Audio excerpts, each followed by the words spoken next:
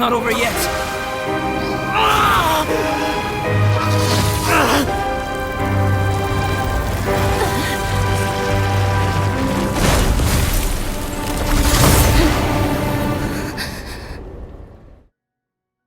Brace yourselves. This'll be a challenge. Stay back! I'm going to cut this weed down to size! Illusion shattered! By royal ha! Pew! Dumpy dumpy poo! Inazuma shines eternal!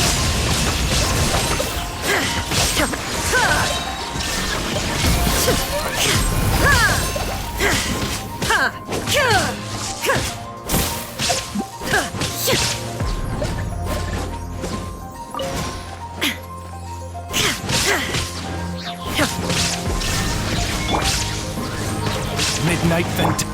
Rest and rebuild! Clothing all out! Boing boing boom!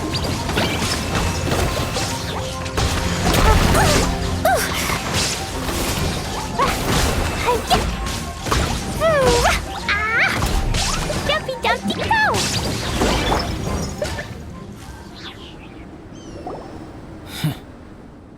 What in the world was that thing? One moment it was human, the next it was a plant! Is everyone alright? We're fine. But can you please tell us what's going on? I don't understand. I take it this monster is whom I had the pleasure of meeting last time. Correct. As you might have guessed, this is a mutated whopper flower. An extremely rare kind. But can whopper flowers turn into humans?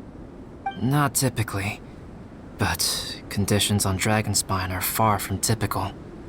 Perhaps the dragon's blood seeped into the land, then was passed to the monsters via the ley lines, accelerating their rate of mutation. How could that happen? This mountain is home to the remains of Durin, the venomous dragon. If there is anywhere in the world one might expect life to do unfathomable things, it would most likely be here. Durin was an artificially created life form. Its existence is nothing short of a miracle, and proof of countless possibilities. In other words, this mountain we stand on is a cradle of life's profoundest mysteries. A vast and terrifying hotbed of possibilities. The avalanche.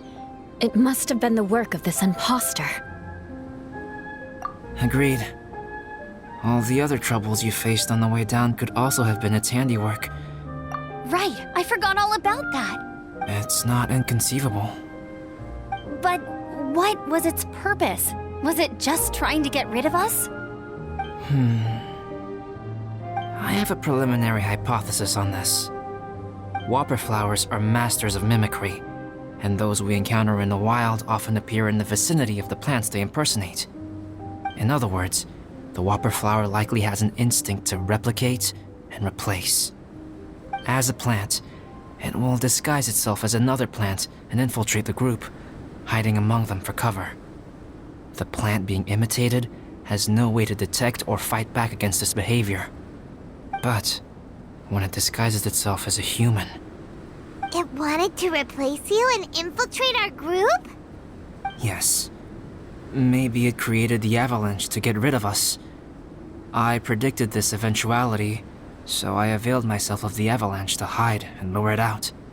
It was watching us the whole time, and when it saw that I had disappeared, its instinct was to take my place. At that point, its disguise was complete, and... Yes, that's exactly how Whopper... So when it approached and attacked Joel... Perhaps.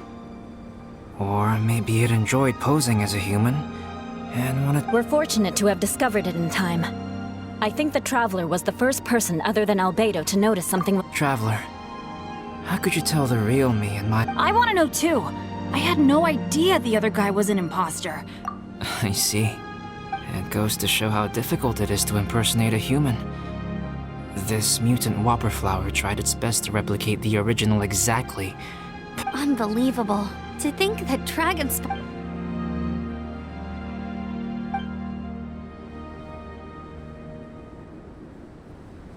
Anyway, at least we won in the end. It looked... About. If you're referring to having fallen down the mountain and avoided injury. Huh? Well... Yes, that's not an unreason. Okay. Yeah, let's go!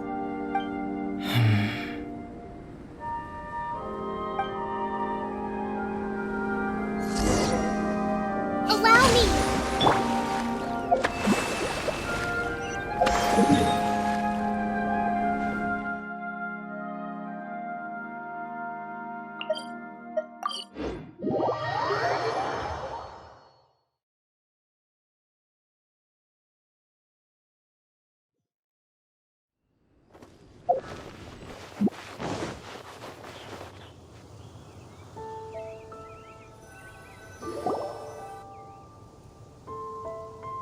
Woohoo! I'm back! Cyrus doesn't seem to be here. He must have headed up the mountain. Let's wait for him here. Amber, are you feeling better? Yep, all good now. Nothing to worry about. I don't know what I'd do without you guys. If not for you, I'd probably still be locked up in that cage. I really want to thank you all properly, but Huh? You must be pretty used to being on the receiving end of people's... Come on, don't put it like that. Sure, plenty of people have shown me kindness before, but that doesn't mean I will ever take it for granted. Well, instead of repaying those who helped you, perhaps you could help others yourself. Yup, you're right. That's what I've always tried to do, and will always continue to do. Right. And when Cyrus gets back, I'll find some way to help him out too. This has been quite an eventful day. Yeah, it has. It's really hit me. I need to rest. Everyone, please excuse me for a while. Yeah, I need to get some water and maybe a piece of fruit. Well, it looks like the curse of the mountaineers who couldn't get off the mountain is finally broken. Feels like an action-packed chapter has come to... Why not? Then, please, come with me. You sensed something too, didn't you? Huh? Are you going back to your camp again? Okay. Good. Shall we?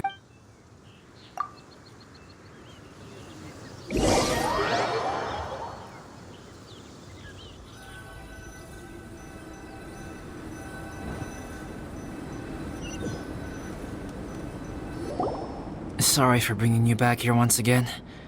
Some topics are best discussed. Is this about the imposter? That's right. I have to say, Traveler, I'm very surprised you noticed the difference between me and the... Yes. This mark. Ooh, sounds like the beginning of a... Well, I can't deny that what I'm about... So, what do you think this diamond-shaped mark means? A tattoo? A crest? No. Consider it a birthmark. Have you ever seen an intricate glass ornament and wondered how it was made? Well, one method for crafting with glass is a technique known as glass blowing. Glass blowing is not a widely known art in Teyvat. For this reason, glassware made in this way is usually very expensive. As the name implies, glass blowing involves blowing air into a hole, much like blowing up a balloon.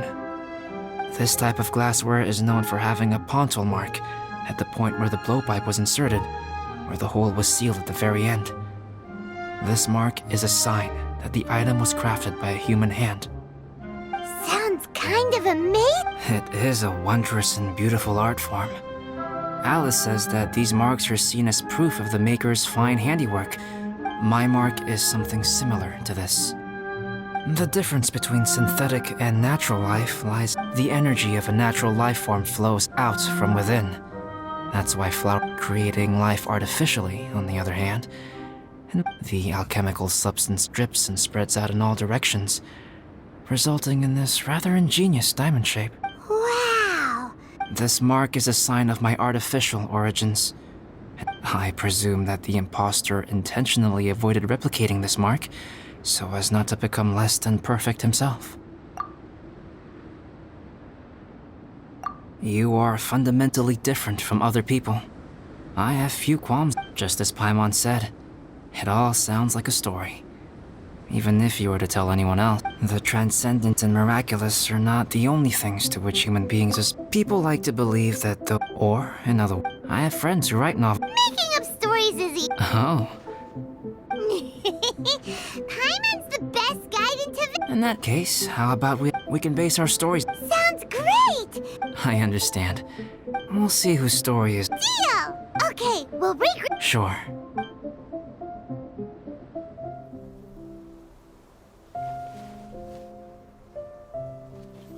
My story. Yes, I should have known. Master's failed specimen in the dragon's belly. This is where the story truly begins.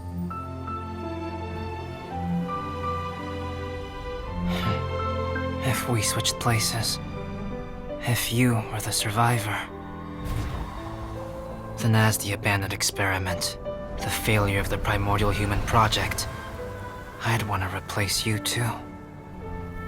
I would replicate your appearance, study your alchemy, and create miraculous life forms to divert your attention. I would wait for the right moment, then dispose of you in the Traveler, the sole person to have known your secret.